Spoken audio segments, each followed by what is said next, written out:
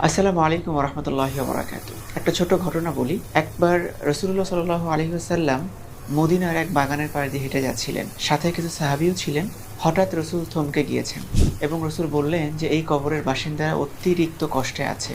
কিন্তু আশ্চর্যের ব্যাপার হচ্ছে তারা খুব সামান্য কারণে কষ্ট পাচ্ছে।" তখন সাহাবীরা জিজ্ঞেস করলেন যে, "কি এমন কারণে তারা এত বেশি কষ্ট পাচ্ছে?" রাসূল বললেন, "তারা প্রস্রাব করে পবিত্রতা অর্জন করত না এবং একজনের কথা অন্যজনকে লাগাতো।" সুবহানাল্লাহ! এটা খুব সূক্ষ্ম একটা ব্যাপার এবং আমরা এটাতে অলসতা অথবা মজার ছলে আমরা এই দুটি কাজ করে থাকি। কিন্তু এটার জন্য যে কবরে কত বড় একটা শাস্তি আমাদের হবে এবং শুধুমাত্র শাস্তির ব্যাপারটাও না, ইহকালীন জীবনে আমাদের কিন্তু সামাজিকভাবেও আমরা খুব ঘৃণার পাত্র হয়ে যাই যারা জিনিসটা বুঝতে পারে। তাই এই দুটো জিনিস থেকে আমাদের বেঁচে থাকা উচিত।